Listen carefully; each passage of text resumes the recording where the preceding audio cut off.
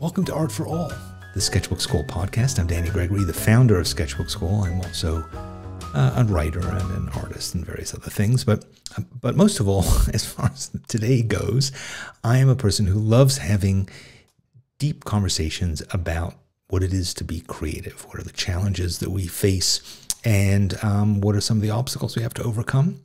And also, where can we take our creativity to make ourselves happier, to make the world maybe a better place? Today, my guest is Michelle Meeker. And Michelle is an accomplished creative person. She has been working in the animation business for many years. She's worked on movies like Shrek, and she worked for Pixar. She's just an all-around great creative person, storyteller, character developer, and she draws really well too.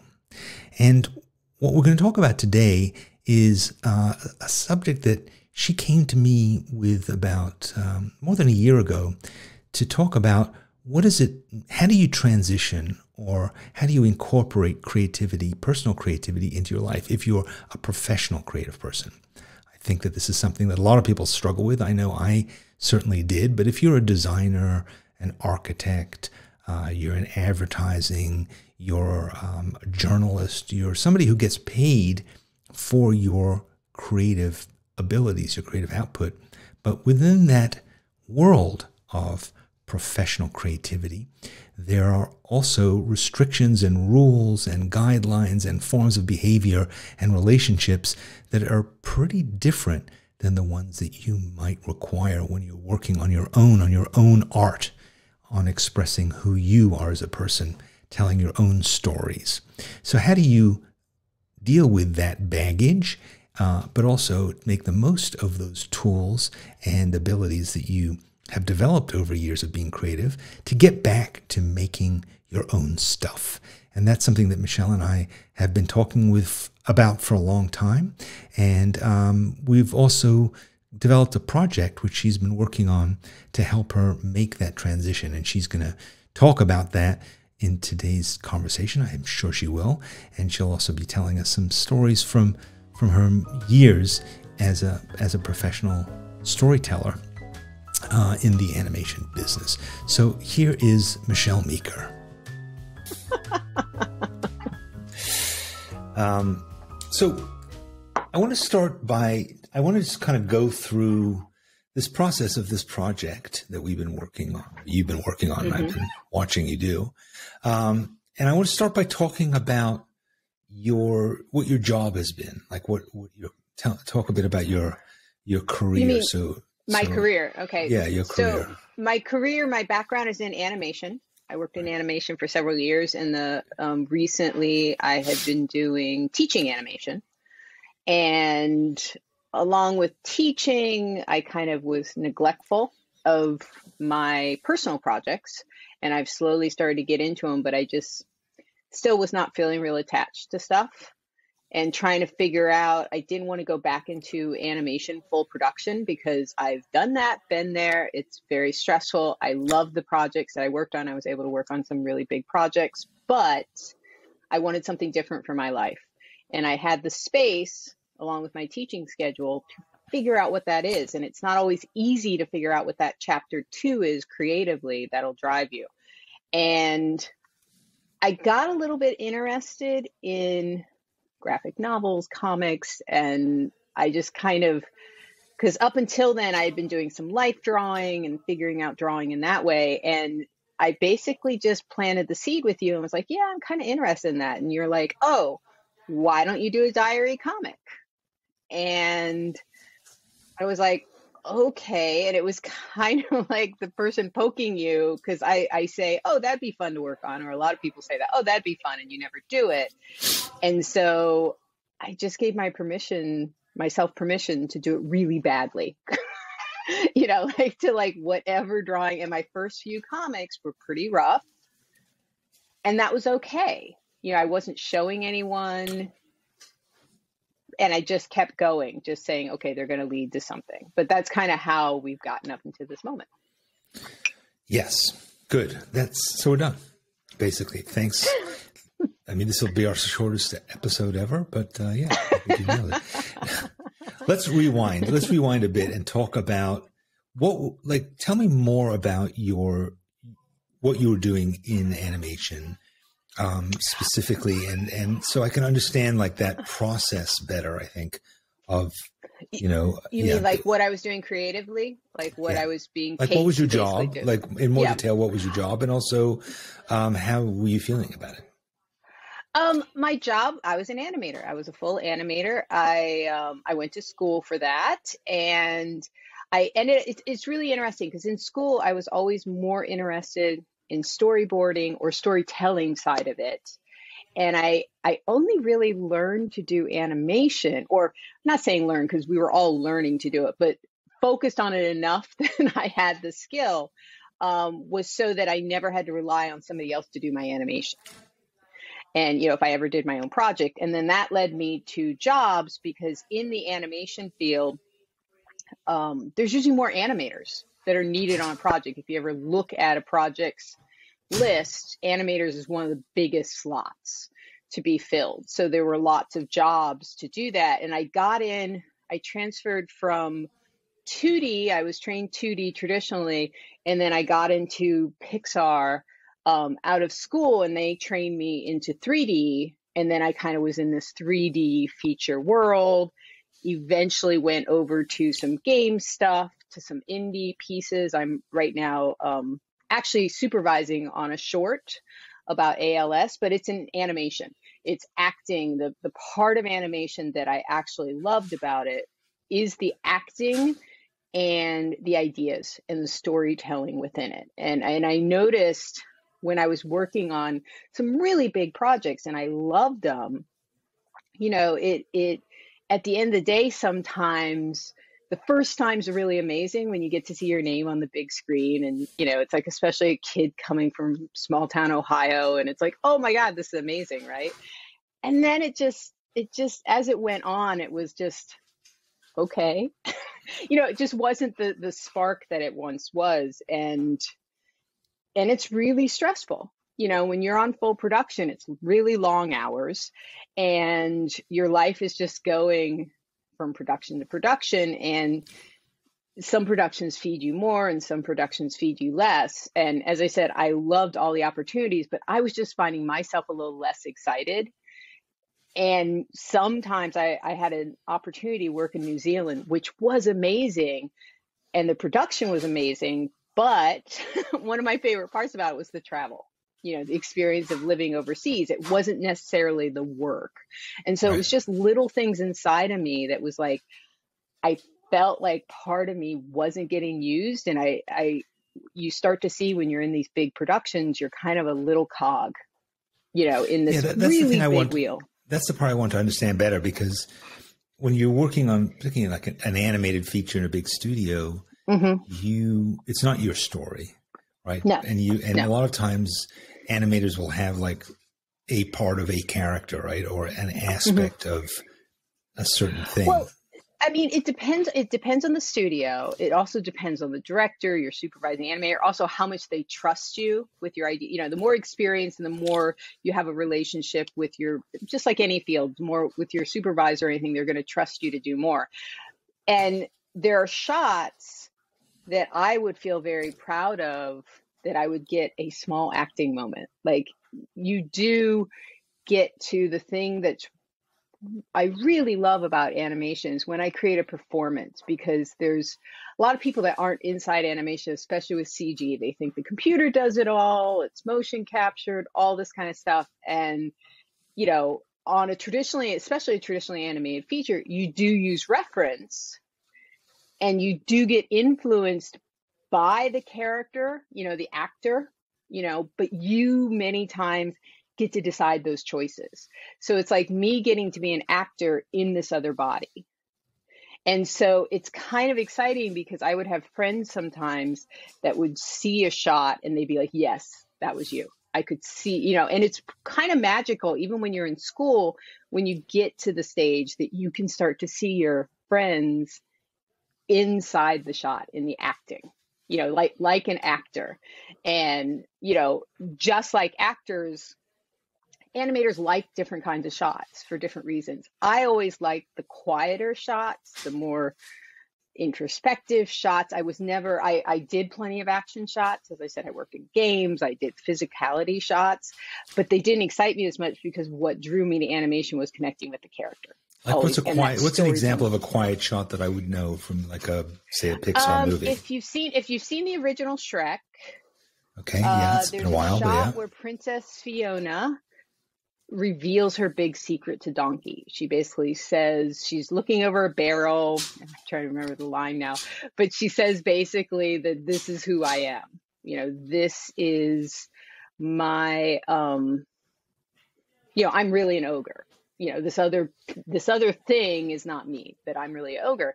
And I got to do those shots right there where she basically reveals the big secret. And I requested those shots and I was so thrilled when they gave them to me because I really identified with that moment, and it was just, I got to do it was the first shot I remember that I did that I really got to do all that layering. And I've always been challenged by my draftsmanship skills. Like I work on them and I have some, but I've never considered myself a natural draftsman. Like I went to school with people that could just draw anything, and that was just something that was their strength they brought to the table. And I never had that. And so what CG animation allowed me to do was to do stuff I would never be able to draw.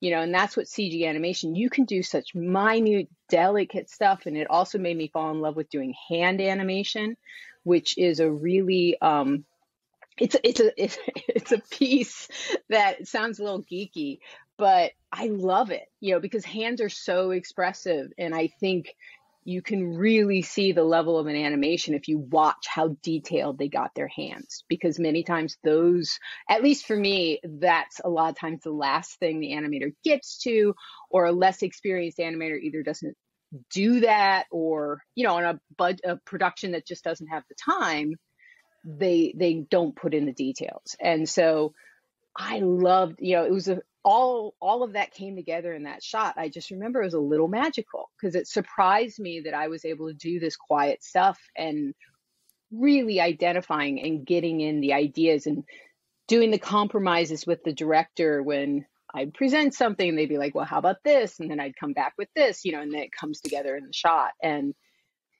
that was the first one that I was like, I can do really quiet animation. And I love doing those because you're doing several passes. And sometimes people say animation is like watching paint dry. Like when you're in production on a feature, at least now television and games, you have a much higher amount of animation you have to get done. And that's because of the budget. But like on a feature, it could be anywhere from 5 to 10 seconds for a week's work. And that's generally many times was like a 50-hour week. You're looking at the same 5 seconds for a week. And it's like people that aren't in animation, like it just sounds so tedious. And at times it is, but when you're inside the shot and you know what details, it's like putting on glazes of paint, and it's like you don't really see them all until they're all done. And then you feel that difference. There's just a difference. It's interesting because I've been explain it. Yeah, I've been involved with filmmaking, and certainly with film, you'll take time to set up a shot, and there's details that you'll think about. But with animation, you're actually making it out of nothing, right? And you're making people. Hey, there's my tea. Thank you. You're making the people, you're making the environment, you're making every aspect and the light and everything else. Yeah. Yes and no. Like as an animator, yes and no, I'm making out of nothing, meaning I'm getting a storyboard, like here's the section of the script, the voices are probably recorded if they're already there. You have some storyboards, you discuss it with the director, like, what are you thinking about this? And it's like having a discussion, like a live action actor, right. It's like, what is the subtext? Like we are trained to take subtext, to talk about this character. Where is this character in this moment, so we're having those same discussions, especially for a scene that has a lot of layers. So I would say it's not out of nothing. I'm having stuff to bounce off of, and there might be poses that I've already done in other scenes that, you know what I'm saying, you pull in, or you're like, oh, I like that. And so it's, yes, things are all being created, but you're not creating in a vacuum, especially when you're on a big production. And the lighting just adds a whole other thing on top of it. And when you say creating out of nothing, what's really cool is that each pass just kind of makes it even better. Lighting really makes it feel real, but when we're animating it, we don't look at it with lighting because you want to see it raw. If it's amazing raw, the lighting's just going to amp up the whole thing. So everybody's working off of everyone else. I would say the only one that's truly creating out of nothing would be the script person.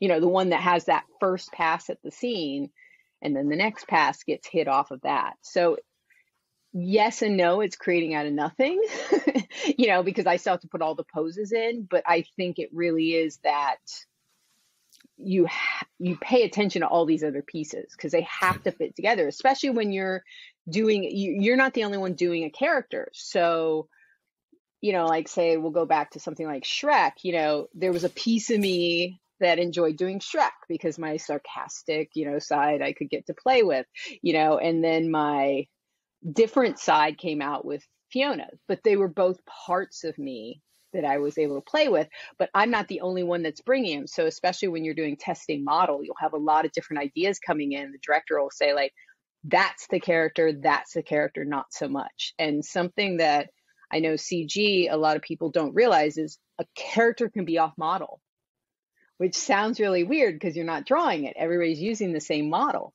but how you pose it, you can look at that. It's kind of like if you ever see a photo of a friend and you look at it and you're like, what was up with you? That doesn't look like you, but physically they didn't change.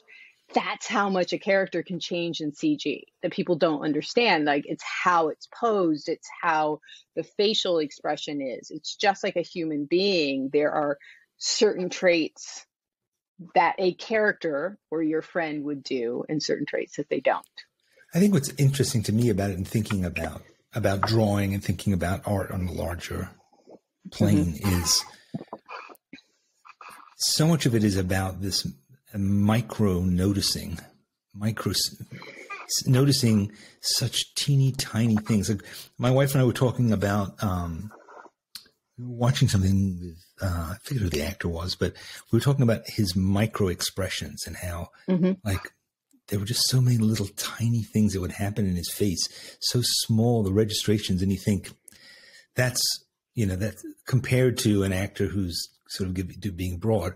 And I've noticed that with really great animation that you see all these little things going on, but the difference is that the actor could kind of internalize that and feel those emotions, and then his body might provide those little tiny things. But when it comes to animation, like you need to draw or render each of those little tiny things that make up that decision. But that's where the reference comes in. Like we shoot video of ourselves. Like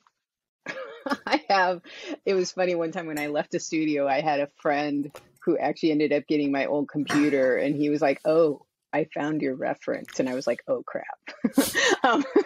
Because it is a little bit embarrassing. I am not a professional actor. Most animators, I go into it so I don't have to go on stage. But we do those things. We shoot close-ups. We shoot stuff to see what is our body doing, because what's magical about that is to be able to see when you do your reference, you're doing it several times. You have a line on loop and you just keep doing it. And it's usually the later performances when you relax into that line that you do something that you're like, that's it. That's the performance I like, because all of a sudden your hand does an extra gesture because you're in that moment. So it is like an actor, and then we just get to go and watch the performance and pick in time. And that's what's so amazing about animation is that you get to be the most, anal person for a performance because you are manipulating it down to the frame. So even if the actual video, you don't hit the blink at the exact time, you just slide it, you put it in there. But the feeling of it, I know when I've done, and I've talked to other animators about this, just like any artist, when you're in a sad scene, that maybe a sequence or something is going to take you sometimes a month to get through. Like it just is they give you a big chunk of shots. And if it's really sad or something, it can kind of affect you a little bit because you have to get in that space, just like an actor, when you're working on it. I'm not saying the entire time it's an emotional thing, but in order, you're living in character. You're in character. And when you're watching it, like you work on it, and then you'll shoot it and you'll see if it's reading the way you want it to read. And you'll go, oh, it doesn't feel, so you have to kind of keep stepping in and out and being the viewer and going, does that make me feel the way I want to feel when I'm watching it? And so there is emotions, right. that there are emotions that come into how the shot is performed. And that's why I'm saying, like, a lot of times, and also it depends on the model, how detailed, because even a simple model, there is still skill in how you show it. I recently saw an animated film that had slightly caricatured characters, but it got into a really deep subject. And it was just, they had so little on the face, but yet I still felt for this character in this really serious moment. And again, I had a teacher one time talk about how if you're talking about the amount of frames in your shot, you're talking about the wrong thing, because animation is about the ideas. Do your ideas work? Does your acting work? All these other things that I think people get more fascinated with the frames because that's kind of the weirdo part that has to come into it. But at the end of the day, I think people watch stuff because of how it makes them feel. Is the idea being sold? Just like any other piece of art. A beautiful oil painting is just a beautiful oil painting if you don't care when you look at it. All right. Yeah. So I want to transition to talking about, because I'm sort of seeing I understand like the considerations that you'd have to make in doing your job. It's working at a kind of a snail's pace with this enormous attention to detail. I mean, time is completely compressed so that 5 minutes, it takes months to live through. So in some ways you're living that way, time being so incremental. And a lot of, an enormous amount of pressure around that, because you have some creative latitude. It sounds like you have creative latitude to create your character and to kind of come up with your version of what this moment would be, but you're still working within all kinds of technical constraints, but also, you're just looking after the baby for one day. And in the director's, it really is the director's vision. The director is what you would say is the troll at the bridge, that they get to say you go on or not. You get the shot finaled or not. So it ultimately is that vision that you are working within to support. Right. So when it came to doing your own work, so the transition that you were going through is you started doing life drawing, and life drawing in some ways is still related to that experience of what you were doing for your job, right? I mean, it's in a sense of it's still studying figures and all those. Yeah, we took life drawing in school. It was very important, especially because I was being trained to be a 2D animator. We took life drawing, and it's a really interesting thing because I found out, which I didn't realize at the time, how animators are taught life drawing is slightly different than how fine artists are taught life drawing. Meaning animators, we were definitely taught more construction, more thinking about, because it was kind of training you in how to be able to draw and move a character in 3 dimensions on a 2D page. And so once, and when you're in school, you're doing it for your portfolio. Because at the time they wanted to see a traditional portfolio, with your life drawing to show it. It kind of would show how good are your drawing skills. And, I got interested, which I was never real strong at it in school. And it was a little bit painful. Like I luckily had some teachers that I went back for graduate school, and they opened up that like, oh, you mean I can draw this way? Like, it's not just one way. And we also had, luckily, a fashion illustration teacher that kind of warped the figure a little bit more, which got me interested in that.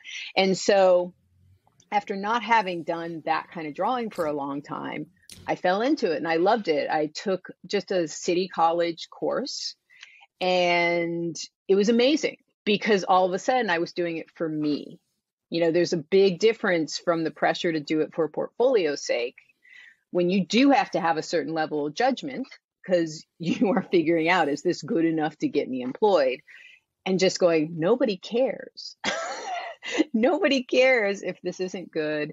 And also I started doing it because I was a little bit, how can I say it, free falling in life a little, you know, like trying to figure out there were some things happening. And I was just like, okay, let's see if art can just ground me, you know, just get my creativity back. And I started doing a combination of, you know, in person, this is in the before days, obviously, in person drawing. And then I would bring those drawings into my iPad. And like almost many nights, I would curl up in my bed with my iPad and just color them, you know, and kind of have this freedom of play that I hadn't allowed myself. And it really was lovely. You know, it brought in, and my friends who knew me were kind of surprised that I was getting into life drawing because, as I said, I struggled so much in school that it just wasn't my thing. And it surprised me a little bit too, but it helped me to just start to put my ideas out there, you know, also get used to, oh, I'll put it on Instagram. Not many people care. You know, it's like just, again, showing my work, you know, but at a personal level. But I'm interested in the process and how it was making you feel, because it feels like in a work situation, again, you are constrained in the way that we talked about, some creative freedom, but still constrained. And then when you're doing life drawing, you know, there's still constraints around. There's a certain, obviously you're constrained by your subject to some extent, by the time that you can go and those kinds of things. But also I think a sense of like, what is this for?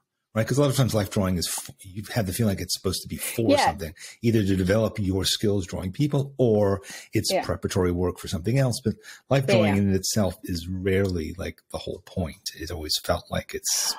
Well, but what's interesting about that is, I apologize, that is my cuckoo clock there. So it's interesting because I think for me, life drawing did become just doing it for the sake of drawing.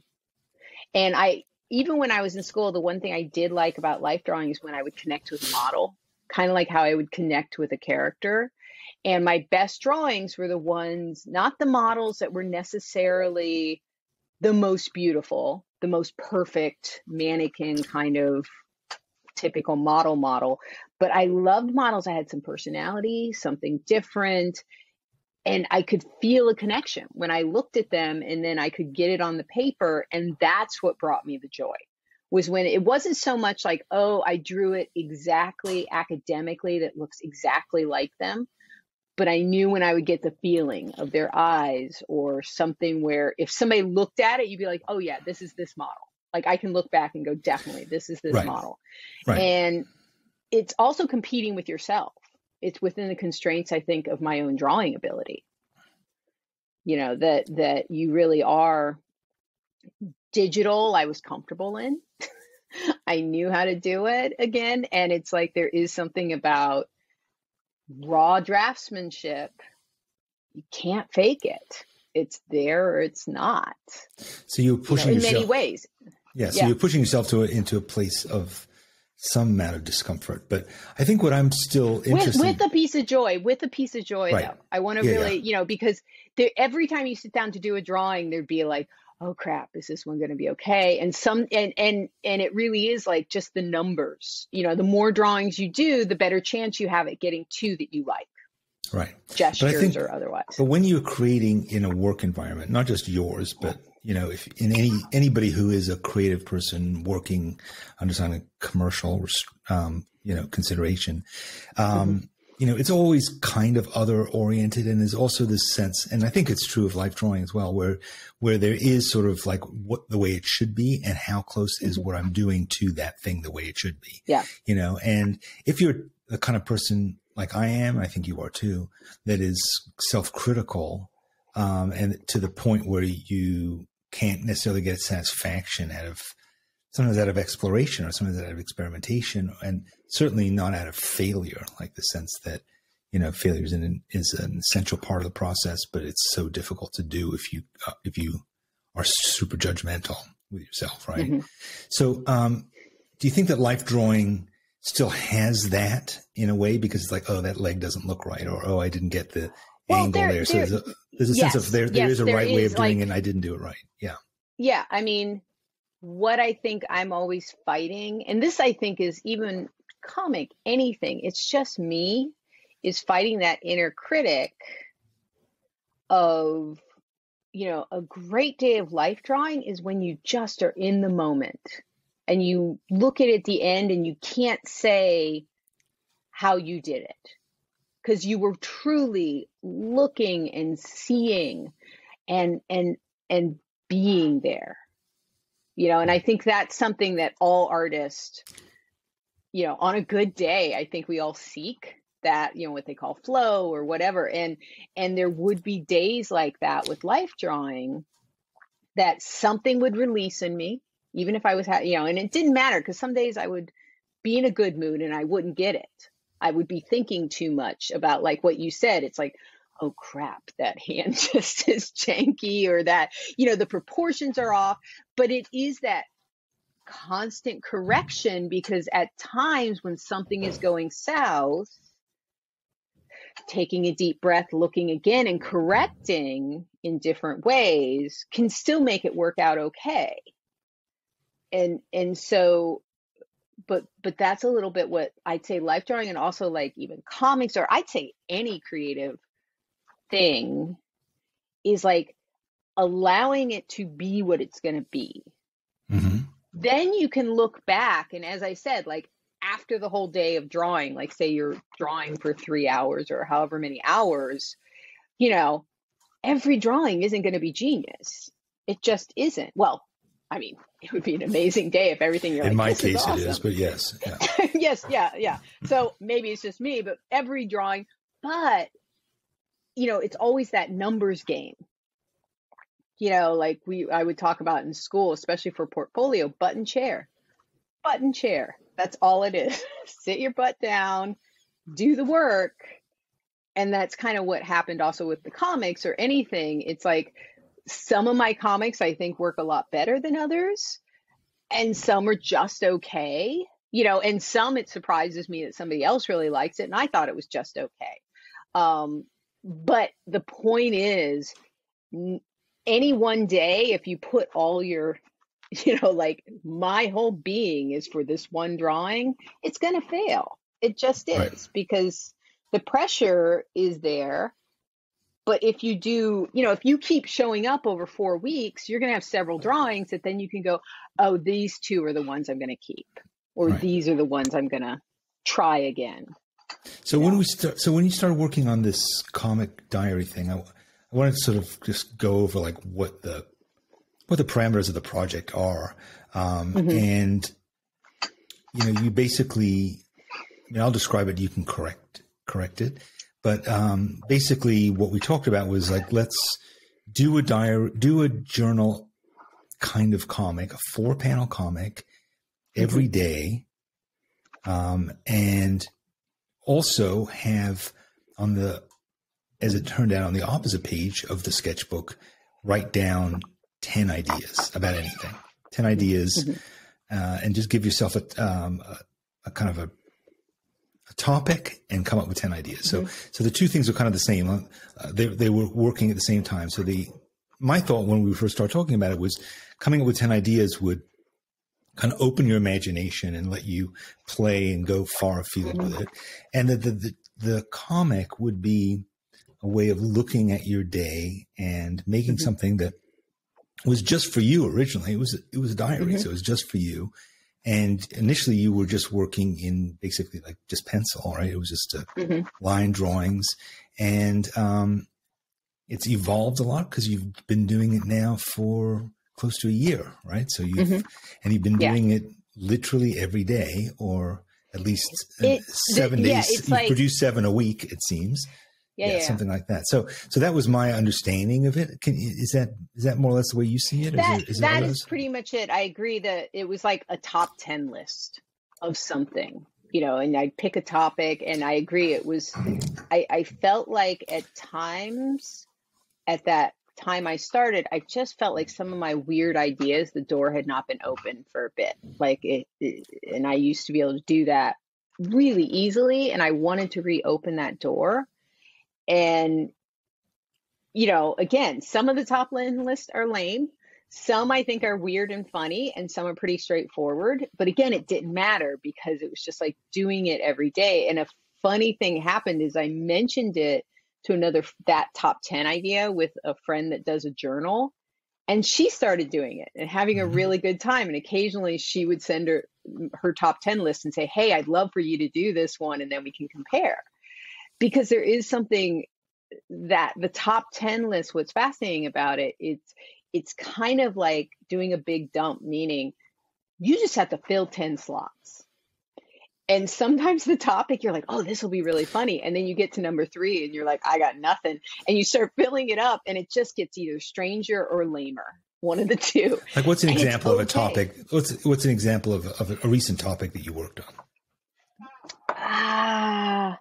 One that comes to the top of my head was like Muppet names,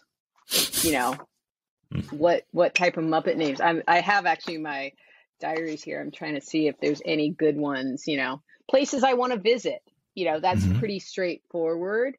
What I felt bad about not doing today, just colors I like, some of them are not or reasons my cat is upset with me. And some of them go a little weirder, as I said. Like, here's one that coffee flavors Brian, who's my husband, doesn't like. He found out that we don't like flavored coffees. And one of the top 10 at the number 10 is just coffee that hates him. And that kind of, was revealed in the comic. Toys on my studio shelf. But it is something that's just, you have to put something down. Right. And again, sometimes I will say they crack me up, and I'll get people talking about them on my Instagram, and sometimes they're just lame, and that's okay. I'm not David Letterman. I'm not doing this to every day crack people up. But as I said, when you have to fill 10 slots, sometimes your creativity just starts reaching for places you didn't know it was going to reach. Yeah, and that's when it's kind of magic. It's an exercise. It's an exercise thing. Yeah.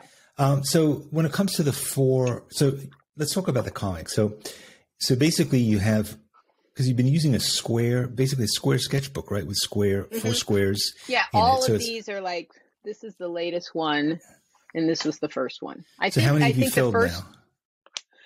I am on my 5th sketchbook. So 5th sketchbook you filled with comics. This one is about this full right now. This is my latest. Half full. Then these are the ones that I filled.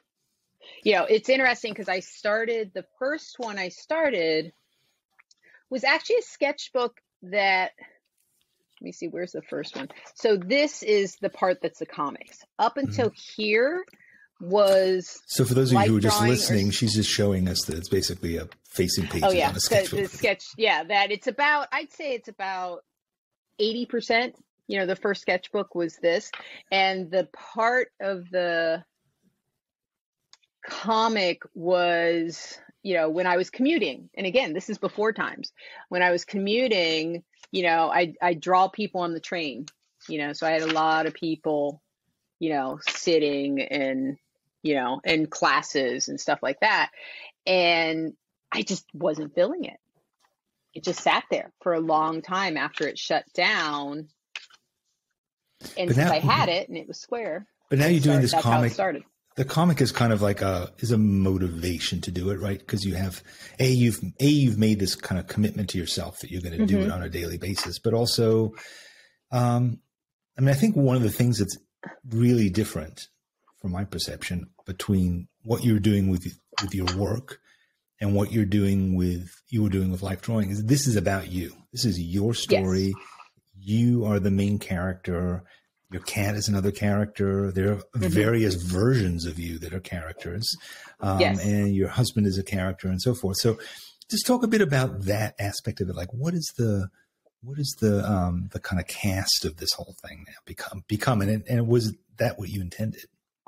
I didn't intend it. I should at some point look back to see when the first time I broke the literal telling of what was happening that day, because I had seen other people doing diary comics, and there's no one way to do a quote unquote diary comic. It's mine.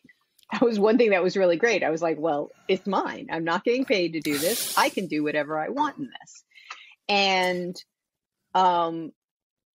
I started very literal, trying to pick something, or like again, this started last year. So we were just starting to come out of kinda-ish the pandemic. This was right around Thanksgiving. Just trying to figure out, like, opening that door, like, what idea would I write about that day? Because when I've seen a lot of other comics, diary comics, either write about the big things like, oh, I had breakfast at a cafe and then I went for a walk. And there are some beautiful comics that I love that way. But I felt like when I started doing that too much, it didn't feel true to me about the topic. And there were days that there was a little bit more going inside of me. And I love one time we were talking I think it was you that talked about my comic, that it's all about my inner and outer daily life. Because sometimes there was a lot more going on in my inner life than went on in my outer life. I mean, there are a lot of comics that are just about like taking out the garbage or not getting out of bed. Yeah, well, there wasn't whenever a lot my going husband on. goes away, whenever my husband goes away, I have to do the garbage. I hate doing the garbage. I don't know why I hate doing the garbage, but that was a big thing for that day. And what's funny for me to look through all these is that it did teach me that even stuff that I go a little more metaphorical, because now that I know I'm going to put these on Instagram, I have never held one back, but some of them are a little bit more cryptic than others. I don't necessarily say this crappy thing happened and I am angry or sad or however it's affecting me. I do it in a little bit more of a metaphorical, but I can tell you what happened that day if I look at it. Right. And it allowed me to process it, and possibly have somebody else see it and go, oh, I feel that. And I've had some friends say, oh yeah, that's totally how I feel. And I think it has helped sometimes to be those metaphorical things instead of just completely being literally about my day-to-day life. And all the little incidents are based on something. Like the conversation, this is another thing that I really enjoyed recording, because I think you were talking about noticing little micro movements. And I think in our day-to-day lives, small moments disappear so quickly. A quality small moment, because we tend to remember the big things, the big like trips or the big, graduations or whatever, an event, what's considered an event. And what this comic has allowed me to do is I'm always kind of listening for the line, the thing that you can't make up, that you just had this conversation. And, my husband is in a lot of these lines, and I do a little editing just because they have to fit into 4 panels. And I want it to feel like, that's where my animation training comes in. I try to make it feel like it has a point, so it has a story, but there's a line in there that we actually did have this weird conversation that I just love, that it is somewhere recorded. And I think, I think my husband, I try not to make, we both, which you've kind of said that because you've had more experience, you've only experienced him in the comic. I definitely think he looks more like him than I look like me, but I've had friends that know him that's like, oh, I can see him saying that. And I'm like, yeah, because he did, and so it is that real, I think people can tell that we actually enjoy spending time with each other, but there are times that each of us is a little bit of a jerk to the other person because we've been together for so long, but it's funny in the way that each of us is uniquely a jerk to the other person at times. And the same with friends. My friends have loved it when they've shown up with a conversation that I've had, and yeah, it's those little moments that I don't think necessarily matter to outside people all that much. But for me, that's what I love looking back on these diaries, because I kept 5-year diaries, those line a day diaries. Right. I kept it for a good 5 years. I've never looked back and read what I wrote. Never. Like I filled them and then they just go in a drawer. And part of it is so fun to just flip through them. But it's also just seeing this last year, the ups, the downs. There's been some big life events. There's been mixed feelings. There's been funny things that I really get excited about. A comic that you have not seen yet come through was one that I talked about. One of the ones I kind of went like inside of me, and it was talking about how when I'm feeling overwhelmed many times, you're like, oh, if I only had yesterday back, right? Like if I had one more day, I would be good. And I'm like, well, let's be real about that. I'd probably have done the same thing that I did, and still procrastinate. I just have one more day to procrastinate. And how you're wishing for that one magical day when, I call it my productivity me, which has not been around very much. She is still on vacation. There's a whole thread of her going on vacation somewhere and has still not returned. So I dream about productivity me coming back in and on a white horse and saving, everyone. Right. And the joke was I was drawing it, and this is a little bit of my weird side. I was drawing it and I can't draw horses. Like horses do take some skill. Like I just don't have the practice. I haven't, I think I could if I actually practice, but just in the amount of time I wanted to spend on the comic, my horse was horrible. It was a horrible drawing. And so instead of putting the drawing in there, I wrote basically the space is left intentionally blank. Horses are hard to draw. And I didn't want to offend the people that actually could draw horses. So I told this to my husband, and he laughed and he's like, oh, I wish you would have photographed it before you erased it, because I'm doing it in a traditional book and I erase and change things. So that spawned another whole comic of me 4 times drawing the derpiest horses I could, and there's this joy that, was that the big event in my life that day? Not necessarily, but when I look back on it in 5 years, that'll make me happier than saying I did XXX, to that was the part of the day that I decided to record. And that's the thing that I think for me has been the best thing, is that forces me to be aware of those small moments that either crack me up, because again, my humor is mine, and that bring me joy, or just a moment that's like, oh, that's it. But part of the lesson I've discovered the same thing in keeping diaries and illustrated journals, is every day has something. Every day has a thought, an experience, a story. And when you force yourself to do it. But you don't want to put too much weight. You don't want to put too much weight on it. Because I've heard people say that too, like, oh, we have to record the best moment. And it's like, it's not about the best moment.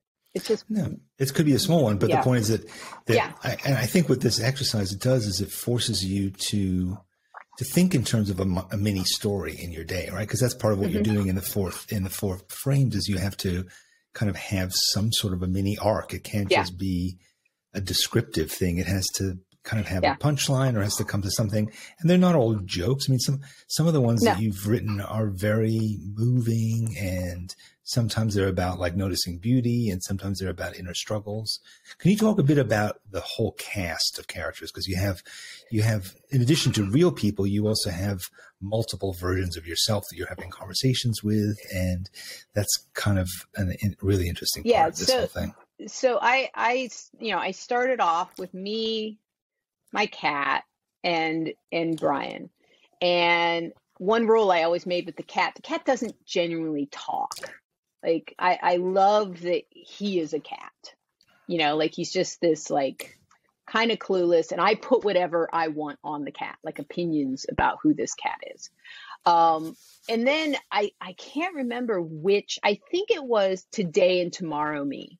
I think that was one of the early ones, because we all have that we put pressure on tomorrow me. Well, I'll do that tomorrow, and sometimes then that we get to the tomorrow and we're like, well, I'll do that tomorrow. And also the past me, what past me has done affects, I had a comic talking about how past me, didn't do something. And I'm like, we're really screwed now, aren't we? And past me's like, maybe, it's that all of my selves kind of live in the same space at the same time. And obviously today me becomes tomorrow me, and it's constantly rotating. But it was kind of nice to have those conversations, and they all look like me. They're just, I kind of just put an arrow. It's like, okay, this is who's talking right now, and they all look like me. And then I brought in, because I would kind of joke about a side of me that, I would joke with my husband or my friends about, I call Slug Me. And the first time I drew Slug Me kind of looks like, the best description is like a female version of Grimace, it has my same hair, but it's just a blob. Because when I'm in Slug Me mode, it's not so much really my weight. You just feel like, bleh, you're just, it's like a slug, you're just there. And I'd say that's my sad side. That's my low energy side. And so Slug Me shows up, and the regular me's aren't always thrilled about Slug Me showing up, because this is not the side that you would proudly proclaim is who's showing up today. But I've allowed Slug Me. Slug Me is actually one of my favorite characters now, because Slug Me is also really sweet. It's like the sweet side of me that comes out and is kind of kind when something isn't going so good. And also, even though Slug Me holds the sadness of whatever the situation is, she's very positive. Like there was a comic where all the other me's are kind of freaking out and saying like, life's not going okay. And Slug Me is like, but I bought cat toys. I'm bringing cat toys to the party. And it's just such a lame thing, but they were all like, ooh, it just pulls you out, because it is such this little sweet, quiet character. Low expectations. And also there was a comic talking about Slug Me, how nobody wanted Slug Me around. They're constantly asking like, when's productivity me going to show up? When is, because she, as I said, there's a storyline that I haven't brought it up, and I kind of just follow where I'm interested in the threads, but productivity me is still off having a vacation. And she actually had sent like a postcard saying, hey, I hope you're all, like staying active. I'm having a great time out here. And they all look at Slug Me, and Slug Me's like, don't look at me. That's not my job. It's like they're blaming Slug Me, which is kind of how I blame myself. That if only productivity me showed up, I could be a better person. Right. I could, and I ended up talking with, friends that also have their Slug Me. And we can identify, there's actually another comic where my Slug Me says hello to my friend Slug Me.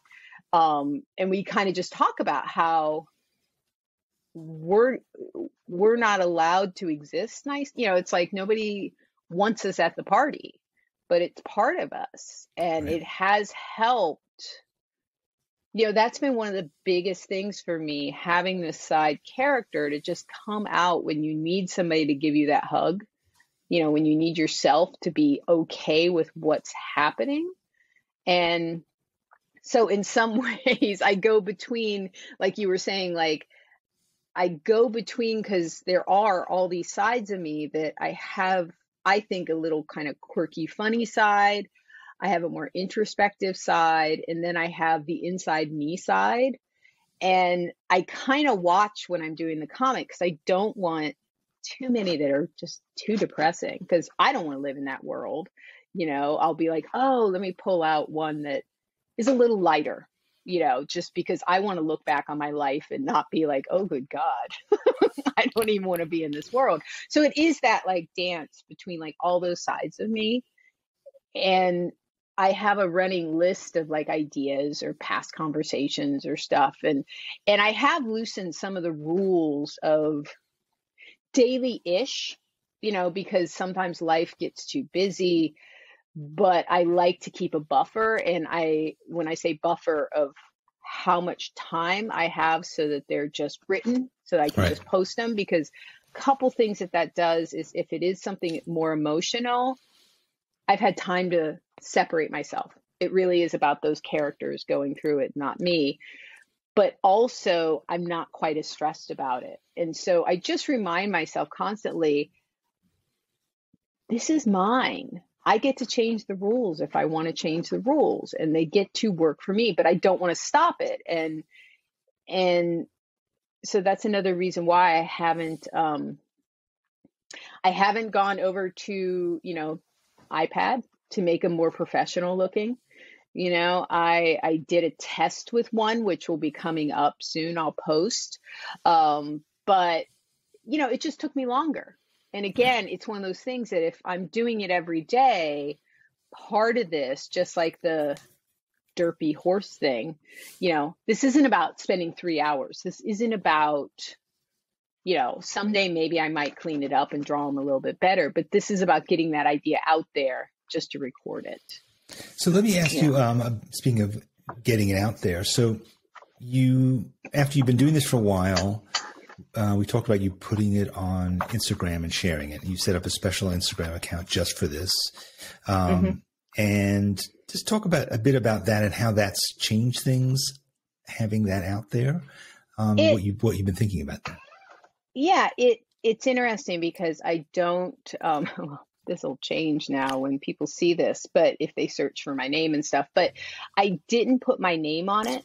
When I, it's just me, I didn't attach it to my other more, like my life drawing or my other, your professional Instagram accounts. Yeah. Mm-hmm. Yeah. And I wouldn't even consider them professional, but ones that I've attached my name to, that people are like, my life drawing, people will see my name and that's what comes up. And this one, I wanted a little bit of accountability, because it does feel good to have people respond to it, and to have people say, oh, I've enjoyed this, or to make a joke about one of my characters, or like when Ronnie hasn't been in a few, I had somebody respond like, oh, thank God Ronnie's back. I like Ronnie when he shows up. That's my cat. And so it's nice because it feels like you're not creating in a bubble. And are you thinking about that audience when you're making the comics? I try not longer just for you. Yeah, I mean, yes, it does come into play. And as I said, there's a comic coming up that is very personal, and I've chatted with a friend about this. And again, it's probably not a big deal because I think we many times make it more about like something that's really personal to us just sinks so much harder than sometimes when it's actually out there, what somebody that doesn't know what's actually going on fully would expect out of it. But, there is a little bit of, I have the right not to show a comic. Mm-hmm. That's my right. But also there is, I've talked with you about this, having the courage of possibly, as a friend put it, that's real. That's your real feelings about this. And it is, you've always supported my mix of not always having a gag, And sometimes having it maybe be a little sad or introspective, or, things that are not going well leak in. And it's okay. And I think part of it too is I have only shared or told people about the comic that I felt safe, that knew me, because I think on some levels it is easier to share with a total stranger. You're never going to have a real conversation with them than with a friend that might come and be concerned with what you, and you're like, no, I'm okay. This helped me process. So you see it as a window into yourself, right? So therefore it can come back to you, as opposed to, another way of looking at it is not the diary part of it, but saying, okay, here's this creative product that I'm putting out there. You might have hesitation about that. You might say, well, I'm a professional animator, I'm this and that, and now suddenly I'm doing these hand-drawn cartoons. Do you have, and even if you're showing it to people who don't know you, who don't even know that, for all they know, you've totally made all this stuff up. From an aesthetic point of view, from that aspect of it, how do you feel about going public with it the way you have? It's my students, I don't mention this generally. There's only a handful of students that after I've taught them that I might share. There was actually one of my favorite comics came from a student situation. And, I shared it with him at the end of class. And I said, I hope you find this respectful, because I just found this to be the best teaching thing that I had to record. And he did. He laughed at it and was kind of honored that I took this little moment. And I try again not to ever, if I have a real person there, not be disrespectful of that person, right. How I present it, because I am presenting it to the world. But the other thing is, on some levels, these characters live in this world, and I can control this world. And that's why I was saying, like, sometimes the final panel, because I'll do a little bit of sketching out of the final, like the writing, I'll do on the opposite page to kind of think through it before I start drawing it. And sometimes it'll surprise me. As I said, like the derpy horse thing did not come out until I was actually doing it. And it's nice to sometimes live in that world rather than my real world. Even if it's something sad, it's easier to process because it's not fully me. It is, even though those characters are based on me, it is not me. Anybody who's ever written a book or done any autobiographical work, it isn't you. There's always a shaping of the story that's done.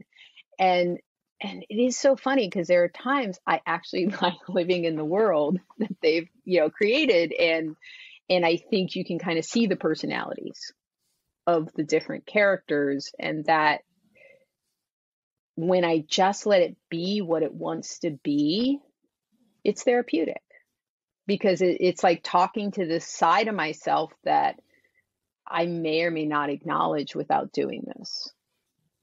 Like I've always called my, the slug me I've always talked about, but I never drew a picture of who this character is. And it was just wonderful. It's one of my favorite characters now, and she shows up a lot, actually. Well, it sounds like you've gotten, it feels like you've gotten a lot out of this year of doing this. You've done 300 or so things. You think 300 comics, 300 lists of ideas. So that's 3,000 ideas. Close to. I'd say there were some days that I didn't quite do it daily, but I have a big chunk of them. Right. More than I thought I was going to have when I started. Right. And I think in the end, the point isn't that you turned it into a habit, although that's certainly been part of it.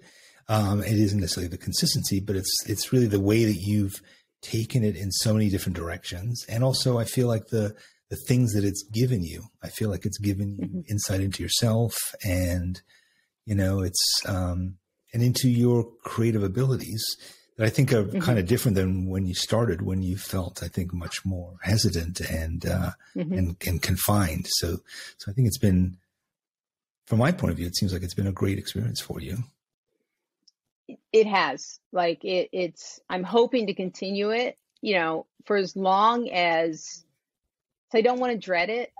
I don't want it to feel like a job. And even when I'm tired or something, I'm like, oh no, I have to keep doing this. Like it's an owing to me. It's not so much the audience. It's just, I feel like there's still things that surprise me about it. And like you talked about, like the perimeters, like what are the rules, this 4-panel, maybe someday I'll change that. But right now it kind of is nice to have a few rules to just sit down and do it, and see where it goes. Makes it easier to sit down every day because what's on your plate, and it's not just like, let me make something. And I think that's a problem that a lot of people get into when they're making art for themselves is, what do I do? And it's what also should I draw? permission to do it badly too, to really, like, when you start, to just say like, okay, let's see where it is. Because looking at some of my earlier drawings of even how I portrayed myself, I've evolved, and it's always really surprising when I look back on some of the earlier ones, how much drawing of me has evolved. And I don't think it's evolved, but then you look back and it has, right. Just continuing. And the writing, I think the writing has slowly gotten stronger. I'm not saying that I didn't enjoy some of them, but I think they're just feeling a little bit more shaped. And that's all come about general. because you, as you said, button seat, you've shown up, you've done it over and over and over again, and you may not see the change from where you are, because a lot of times it's so difficult to judge ourselves, our work, our progress from this kind of myopic, macro point of view that we have, micro point of view that we have. But then when you step back or somebody else comes in and sees you, you realize what you've accomplished. So that's why the inner critic is such a terrible friend, because it doesn't have this broader perspective that can be helpful to you. So anyway, congratulations on doing it for as long as you've done it. It's been fantastic to watch you go along. I can't wait for you to continue doing it. And as a result of this, I think, you're going to invite people who are listening to this to come and see some of your comics. And where do they look for them? Where you can find them is on Instagram at Totally True Events. Totally True Events is the name of your of the actual comic, because quote unquote everything is totally true. Totally true. And I think it'll be helpful to people on a range of different ways. On one hand, they're fun, they're interesting, they're funny, they're really cool as a piece of entertainment. They're really great. But I think also the insights that you've found out about yourself, I think, have universal appeal. There's so many times that I've seen something you've done, and it's made me stop and think about myself and how I think, or think about people I know, and just have that aha, the recognition, but also the insight that comes of it. And, I think it's something that anybody can do. It doesn't involve enormous amounts of art skill necessarily. You're lucky that you have this training and this professional experience in storytelling, but sitting down and doing this every day is going to help. You get better. You get better at it, right? And those skills, being able to tell a story, being able to design a little tiny square, those are all skills that are really useful in lots of different ways. And the fact is, it doesn't take that much time, right? It hasn't taken you a huge amount of time to do this. Also, on a side note, just allowing yourself to do it the way you do it. Right. Like, I see so many graphic novelists or comic creators that I'm like, oh, if mine only looked that much better. It's like, but I'm like, yeah, that's never been my style. That's, and it's like, it is what it is. And great comics are rarely about the drawing. It's really about the storytelling, the insight, the characters, the way that the story unfolds and moves, all those kinds of things. And that's, again, you could do a really great comic with stick figures, and you could communicate a huge amount, and you could draw like Da Vinci, and it wouldn't necessarily be a good comic. And I think what you've done is you have made yourself vulnerable. And when you talk about yourself and you talk about your experiences, it makes whoever's looking at them feel close to you. It makes a connection. It does the kinds of things that art is so great at, which is bringing us together, showing us what we all have in common, and giving us hope, giving us a sense of love and harmony, all those kinds of things that we need. And so the drawings kind of do that, but it's really the spirit behind it that I think allows it to happen. Part of this is too, just like what you were saying, on some levels, things that I thought was so different about me aren't. Like, right. I'm not, and this isn't to put myself down, but I'm not as special as I thought I was in the things that I have to go through in life,